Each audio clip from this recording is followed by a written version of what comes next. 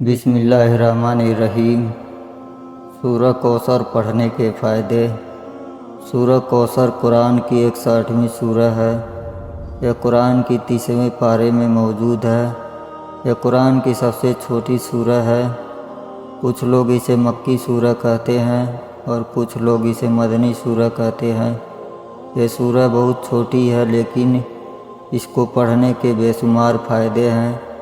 سورہ کوثر کب نازل ہوئی تھی؟ یہ سورہ تب نازل ہوئی تھی جب ہمارے پیارے نبی حضرت محمد مصطفیٰ صلی اللہ علیہ وسلم بہت برے دور سے گزر رہے تھے۔ اس وقت مسلمانوں پر بہت ظلم ہو رہے تھے اور مسلمانوں کی تعداد بھی بہت کم ہو گئی تھی۔ اس کے علاوہ جب ہمارے پیارے نبی کی دونوں اولادوں کی موت ہو گئی تھی تب کسی دشمن نے پیارے نبی کو کہا تھا کہ اب تمہارے کوئی اولاد نہیں بچے گی۔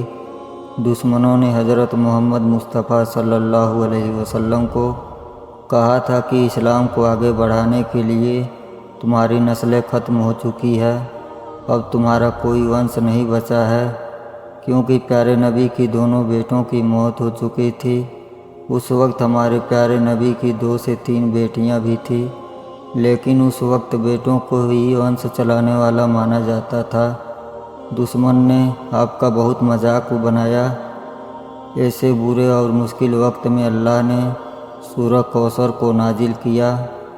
سورہ کوثر میں کن باتوں کا ذکر ہے؟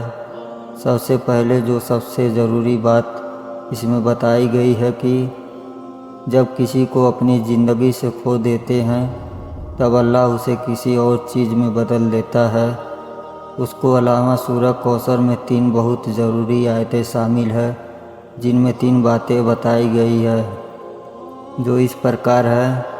پہلی آیت میں یہ بتایا گیا ہے کہ جنت میں کوثر نام کی ایک ندی ہے جو جنتی لوگوں کے لیے بنائی گئی ہے، جس کے کنارے سونے کے ہوں گے اور یہ ندی موتی کے اوپر بہے گی، جس کا پانی دودھ سے بھی زیادہ سفید ہوگا اور شہد سے بھی زیادہ میٹھا ہوگا۔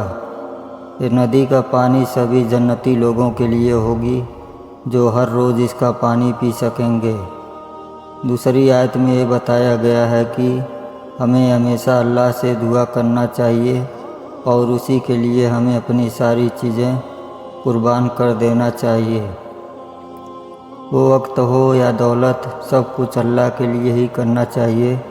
اس سے یہ مطلب ہے کہ جب آپ کی ہر چیز اللہ پر قربان کرتے ہو تب اللہ آپ کو اور زیادہ دیتا ہے۔ اس آیت میں اللہ نے پیارے نبی کو اونٹ کی قربانی کرنے کا بھی حکم دیا تھا۔ اس وقت اونٹ کی قربانی اپنی دولت قربان کرنے جیسا تھا۔ تیسری آیت میں یہ بتایا گیا ہے کہ پیارے نبی کے سارے دشمنوں کو کاٹ دیا گیا ہے۔ کہنے کا مطلب اللہ اس سورہ میں یہ بتاتا ہے پیارے نبی کے سارے دشمن کاٹ دیے گئے ہیں۔ سورہ کوثر پڑھنے کے کیا فائدے ہیں؟ نمبر 1، جن لوگوں کی کمائی کم ہے یا ان کے پاس کمائی کے زیادہ سادھن نہیں ہے ان کو سورہ کوثر پابندی سے پڑھنا چاہیے۔ انشاءاللہ اس کی برکت سے کمائی کے راستے کھل جائیں گے۔ نمبر 2، جن کی اولادیں جنم کے بعد ہی مر جاتی ہیں یا زیادہ وقت تک زندہ نہیں رہتی انہیں سورہ کوثر پڑھنا چاہیے، جس کی فضیلت سے اللہ انہیں لمبی زندگی عطا فرمائے گا۔ نمبر 3، جو شخص پابندی سے اس سورہ کو پڑھے گا اسے قیامت کے دن جنت کی کوثر نہر کا پانی پینے کو ملے گا۔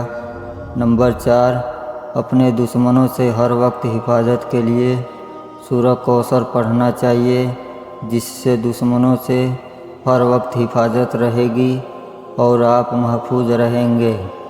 نمبر 5، سورہ کوثر کی برکت سے آپ ہر طرح کی بیماری سے محفوظ رہیں گے۔